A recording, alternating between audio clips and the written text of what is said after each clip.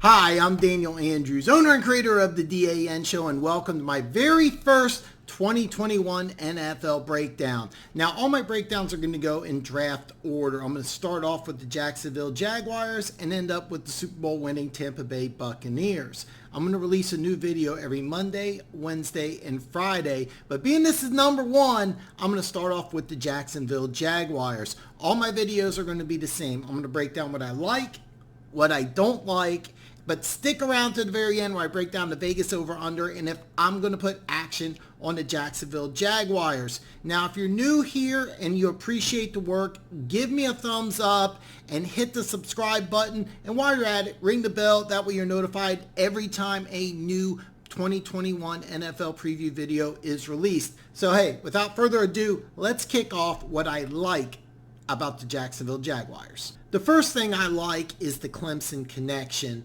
You have Trevor Lawrence and Travis Etienne, Clemson's two first-round picks, both coming from Clemson. Now, while at Clemson over the last 3 years, these two combined for a 34-2 record. So you have your first two players drafted as part of Urban Meyer era as known winners. A 34-2 record's tough at any level, so you're bringing in guys that aren't used to losing. Now, Trevor Lawrence is pretty obvious. You want to go ahead and have your franchise quarterback, but I really like the Travis Etienne pick because what you're adding is speed to the outside. And when he was drafted, Urban Meyer compared him to one of his former players, Percy Harvin, as a do-it-all type of player who adds speed and explosiveness to this offense. Now you add Etienne with another one of Urban Meyer's former players, Carlos Hyde, and rookie 1,000-yard rusher James Robinson, and you have additional ball carriers for this offense, which brings me to the second thing I like is the coaching changes.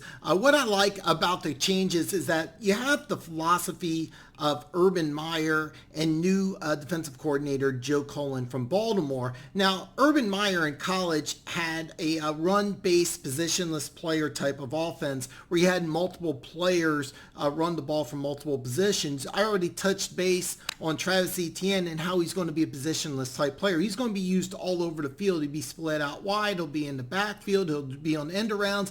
But the player that's really going to benefit was last year's second-round pick out of Colorado, Laviska Shenault. This is a guy at Colorado who did everything from wildcat quarterback to return punts, kicks, running back, receiver. He only had 18 carries last year. Expect that to be more than triple this year in this very creative offense. Spoiler alert, pick up Laviska Shenault late in your fantasy football draft. He's going to get a lot of carries in Urban Meyer's offense.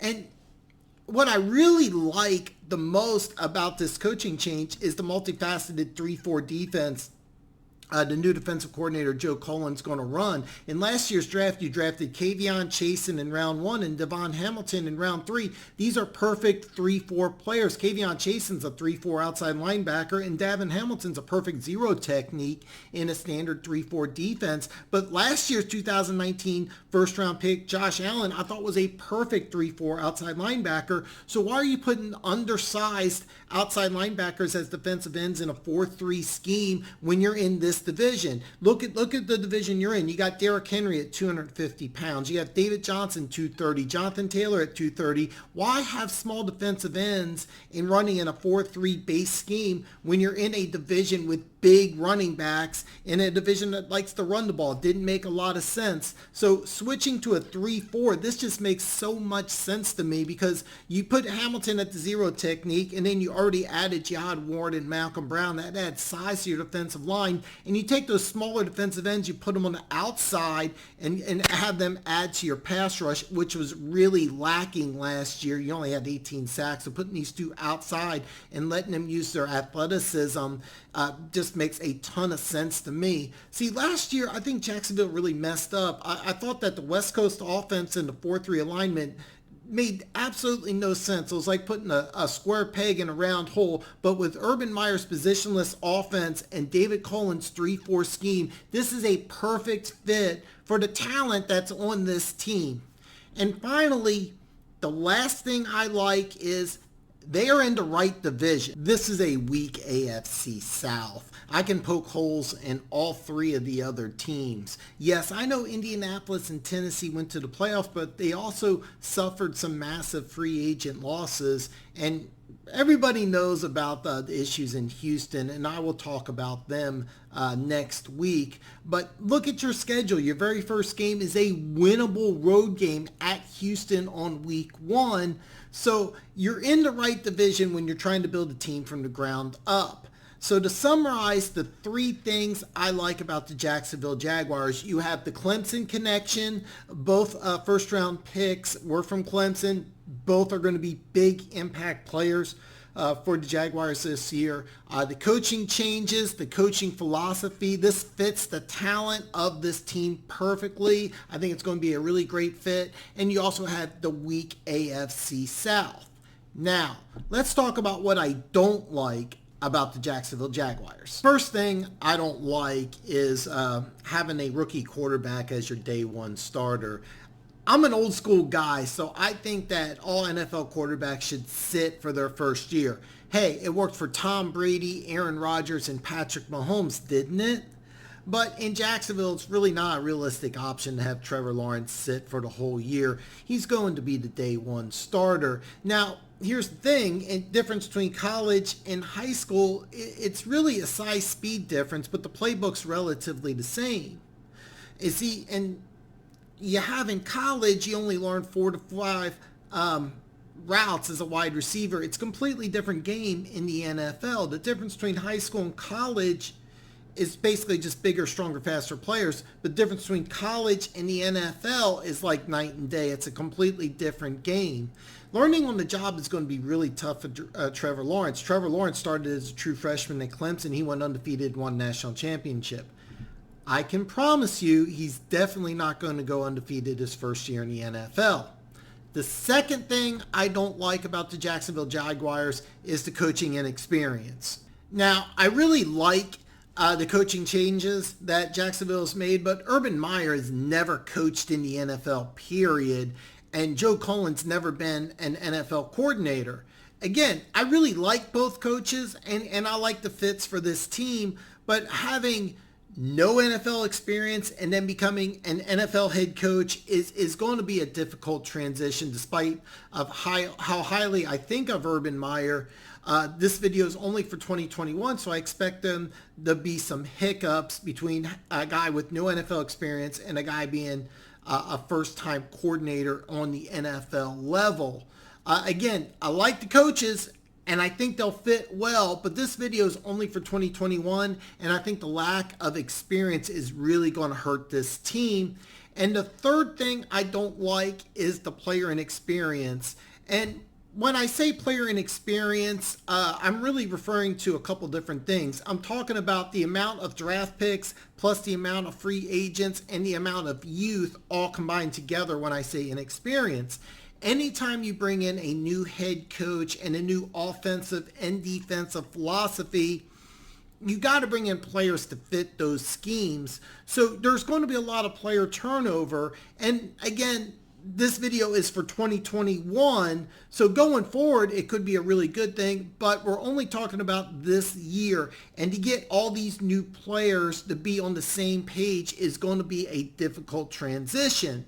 So to summarize what I don't like about Jacksonville is for 2021 is that you have a rookie quarterback, you have coaching inexperience, and you have player inexperience. Again, a combination of being a young team and a lot of free agents and a lot of draft picks.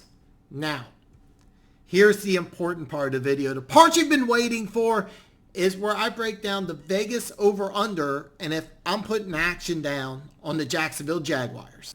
All right, first off, I don't bet on rookie head coaches. The unknown factors are just way too high. And the numbers I'm going to show you are courtesy of William Hill Sportsbook, and I'm using the William Hill Sports app for Iowa. So depending on where you're located in the country, the numbers could be different one way or another. But as of today, right now, you have the season win total as 6 with action heavy on the over. And I'll explain this for you. Basically, if you look here, you have over 6 wins is negative 140, which means that you have to wager $140 to win 100, and under 6 is plus 120, which means that a $100 wager will win you 120. Now, what this shows is that action's being placed heavily on the over, and the Jacksonville hype is big, so that explains why. And so here's the drill. Again, I'm not betting on Jacksonville, and I really don't suggest you do it either. Jacksonville's a team I would strongly avoid, but let's say you want to bet on Jacksonville. Here's how you do it.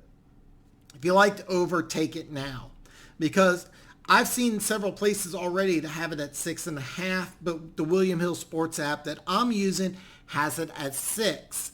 This is going to jump up between now and the start of the season, barring injuries, to 6.5, and there will be several places I'll be at 7.